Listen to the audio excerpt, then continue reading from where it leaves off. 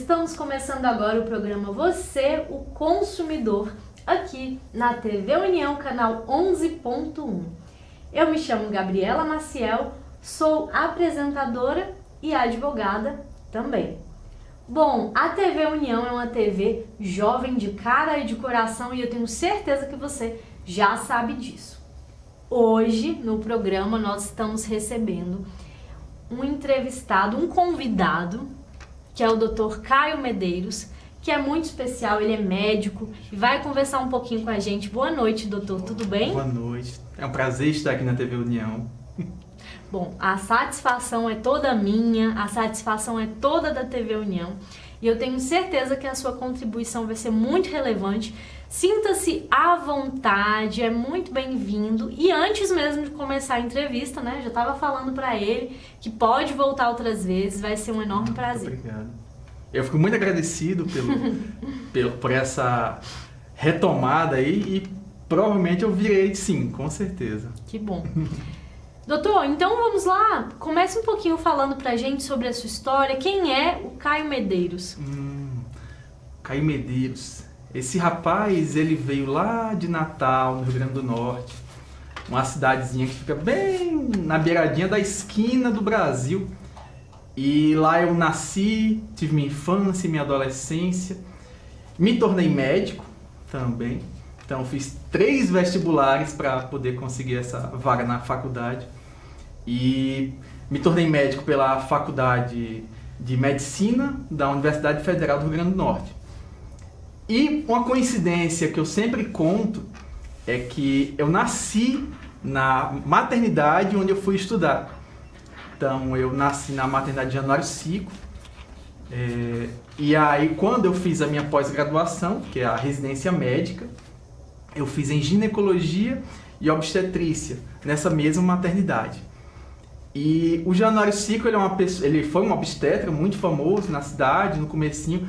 E interessante que a maternidade Januário Sico é a casa dele. Então ele doou a casa dele para fazer uma maternidade. Tem uma história bem interessante a maternidade Januário Sico. E lá eu estudei, lá eu fiz a minha residência médica e lá também eu conheci a minha esposa, que aí até hoje estou com ela, graças a Deus. Olha só, então sua especialidade, doutor, é ginecologia, obstetrícia e ecografia, Isso. Certo? Eu tenho uma subespecialidade, chama ecografia em ginecologia e obstetrícia, porque quando você tem as especialidades médicas, a medicina ela é tão especializada que você acaba precisando subespecializar. E aí tem até as subs. Então quando você faz uma subespecialidade, você pode até se aprimorar ainda mais naquela subespecialidade. E no meu caso, eu fiz a subespecialidade em ecografia e hoje mais de 90% do meu atendimento é sobre ecografia ou sobre pacientes com complicações de ecografia. Então, por exemplo, eu vou só explicar o que é ginecologia e obstetrícia. Isso, por favor, que aí quem está em casa entende melhor um pouquinho de cada especialidade. A ginecologia ela vai estudar a saúde da mulher. Então, de uma forma geral, é basicamente isso. E aí você tem a mulher como um ser mais hormonal. Então, os hormônios que funcionam na mulher que deixam ela com esse padrão de mulher, principalmente relacionado ao ciclo menstrual. O ciclo menstrual ele é o que é mais a cara da ginecologia. Então, você busca potencializar o ciclo menstrual quando você quer engravidar. Você busca bloquear o ciclo menstrual quando você não quer engravidar. E tem a gravidez em si, Sim. Que é quando o ciclo menstrual vence. Então eu gosto de dizer que todo mês a mulher está tentando, o organismo da mulher está tentando fazer a gravidez. E aí quando ela consegue, é como se fosse uma vitória. Nem toda gravidez é uma gravidez desejada. Mas, por estatísticas, menos da metade das gravidezes são desejadas. Olha só. Por isso que a ginecologia é uma área tão importante nessa parte de você fazer a prevenção de uma gravidez indesejada também. Tem a parte da obstetrícia, que a gente trata a gravidez em si e o puerpério, que é o período pós-parto. Então a mulher tem a gravidez, tem o parto e tem o pós-parto. E esse pós-parto ele pode ter coisinhas que são bem individuais de cada mulher. Então tem mulheres que elas vão ter um pós-parto mais tranquilo, outras mulheres que vão ter mais complicações. Então, muito provavelmente todo mundo vai lembrar de uma mulher que teve um pós-parto mais complicado, que sempre vai ter aquelas tirinhas de internet com aquela mulher meio descabelada porque tá com o bebê no colo. Isso é muito comum. E essa é um puerpério não desejado, né? Um puerpério desejado é aquele que a mulher consegue passar plena. Tenho muitas pacientes plenas no puerpério, graças a Deus. E tem a subespecialidade de ecografia, ou seja, todas as doenças relacionadas à parte de ginecologia, à parte de obstetrícia, elas têm um padrão ecográfico. Então, por exemplo, você tem mulheres que sangram, elas vão sangrar por algum motivo que pode ser visto pelo exame de ecografia. Você tem a grávida, que ela tem um bebezinho lá que ele pode ter algum problema, e você consegue ver na ecografia. E tem o que as pessoas gostam mais de ver, que é o sexo do bebê, que aí você também consegue ver pela ecografia. Que bacana. Ou seja, é bem conjunto, as especialidades elas se complementam para que o seu trabalho possa ser realmente ele acompanhar a mulher e inclusive o bebê antes e após a gestação.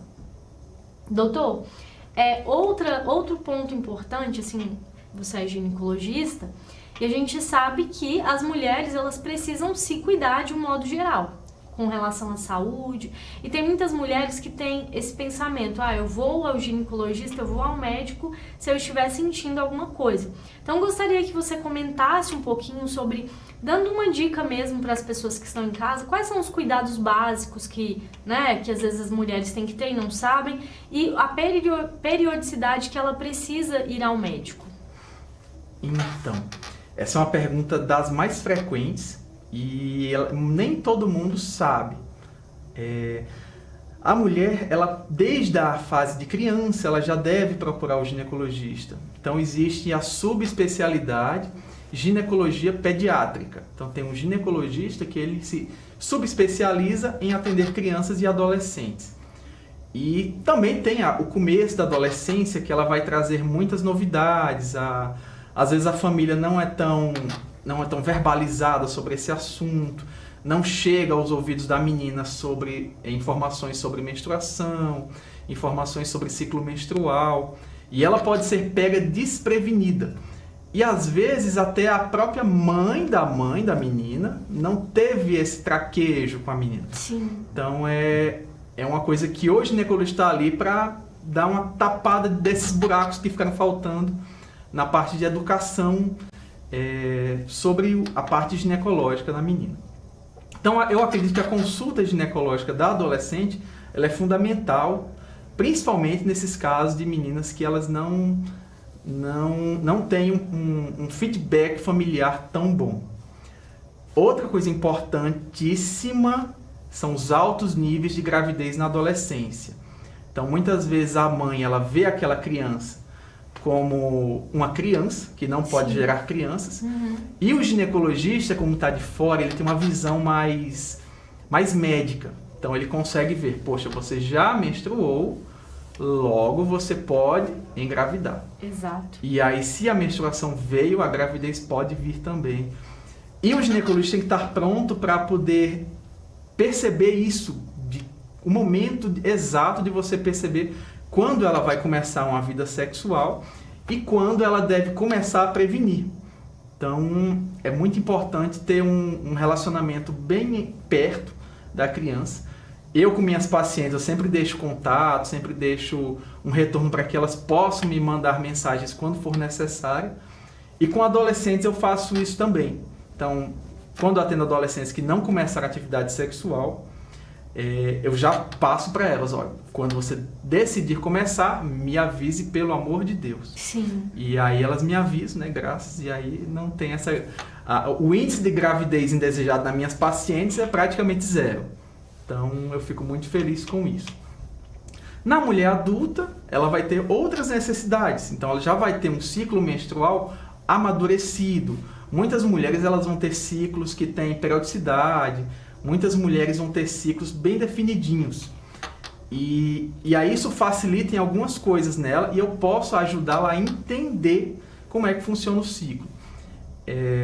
E tem muitas delas que fazem o método da tabelinha, que não sei se vocês estão bem familiarizados com esse método.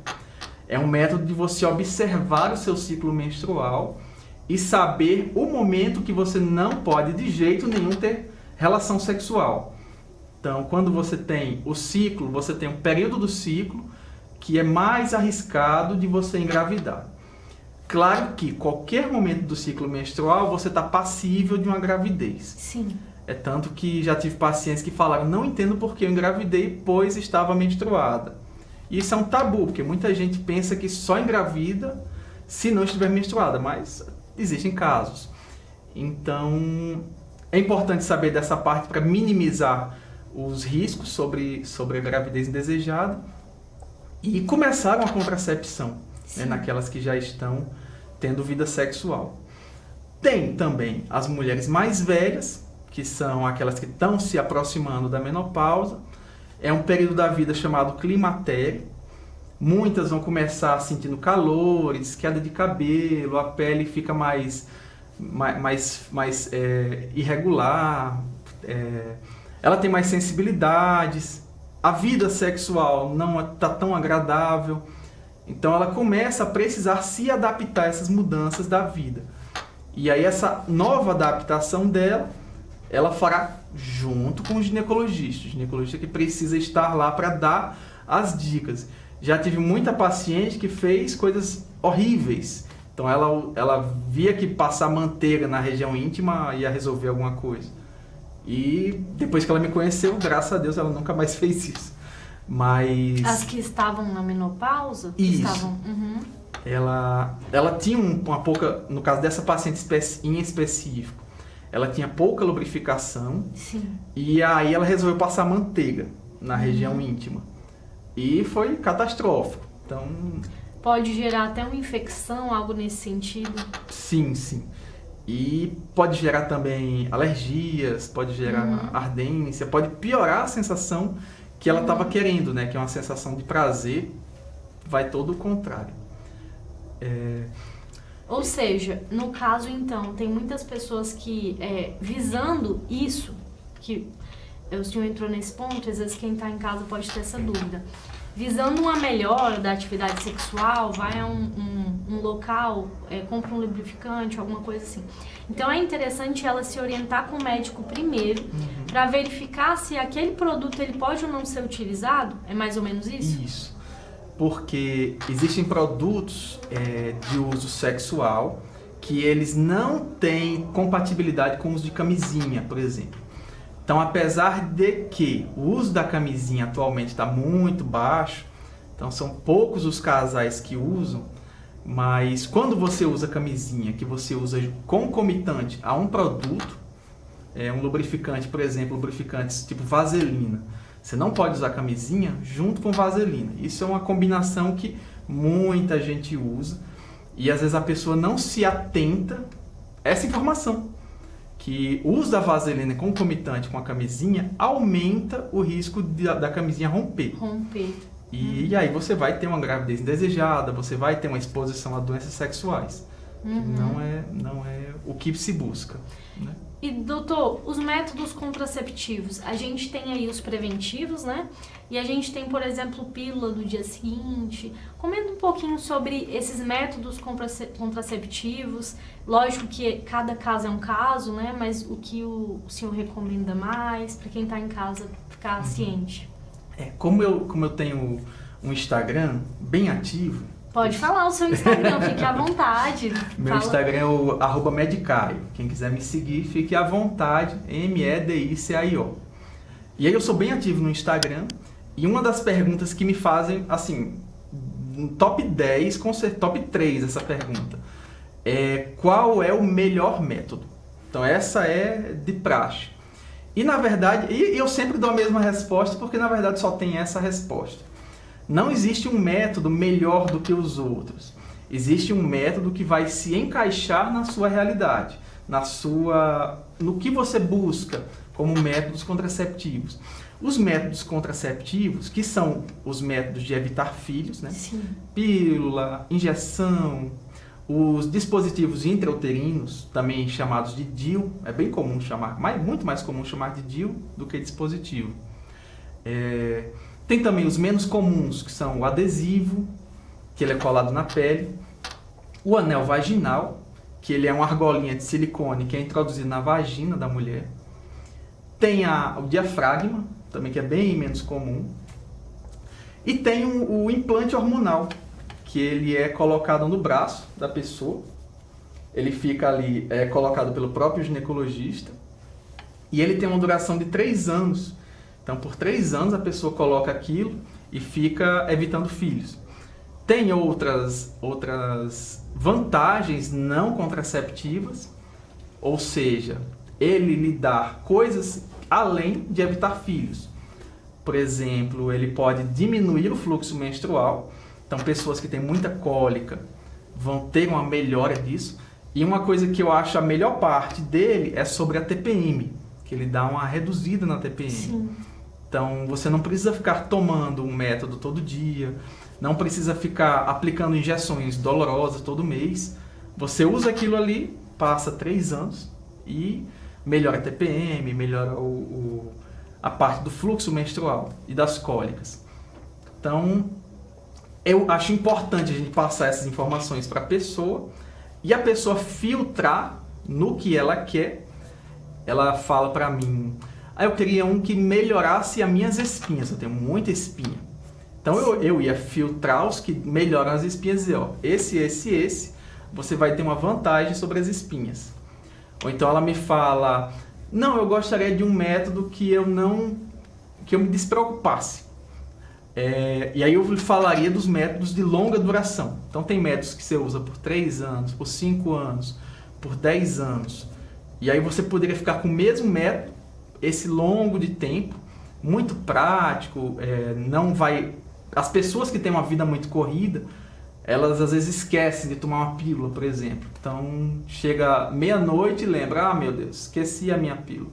E aí bate aquele desespero, bate aquela coisa, no dia seguinte vai fazer um teste de gravidez porque já está grávida na cabeça dela.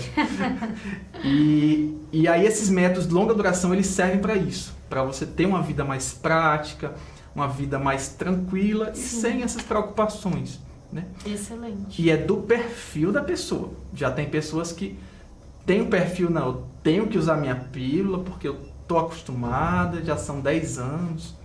Então é da pessoa mesmo, vai de cada um, de cada escolher caso. o método.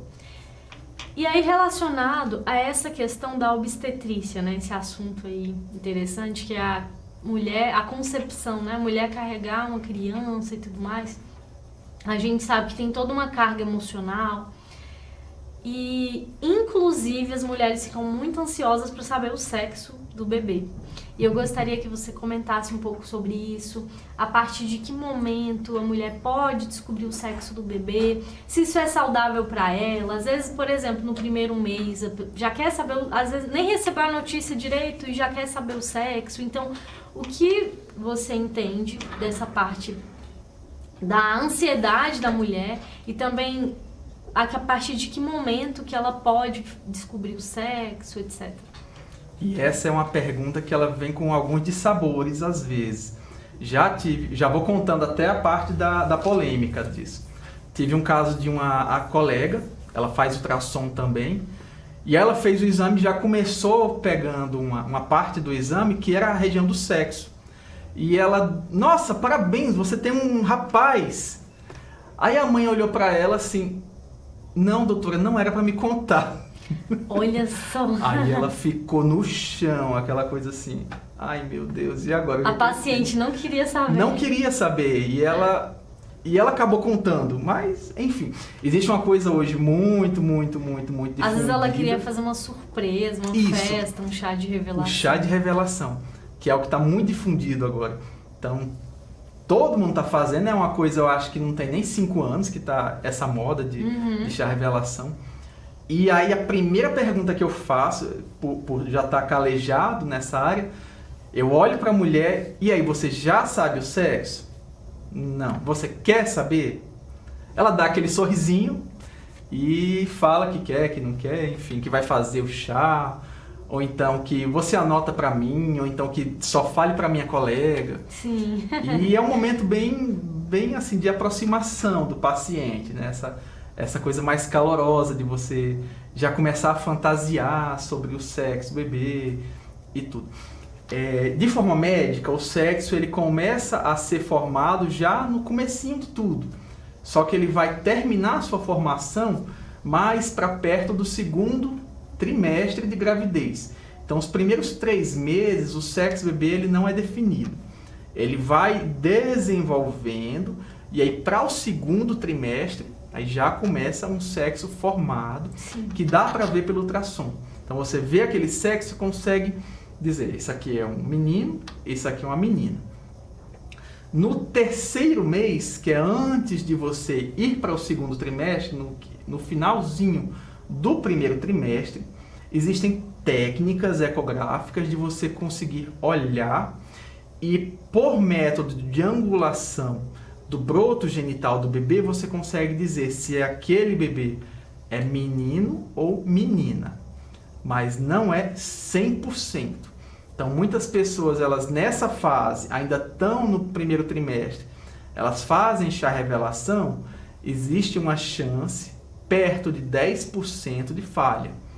Então, 10% desses chás revelação, eles vão estar errados. Olha só. Então, tem que tomar muito cuidado para aguardar o período de 16 semanas, que a gravidez ela é contada em semanas. Antigamente se contava em meses, mas para a medicina, semanas é muito mais prático.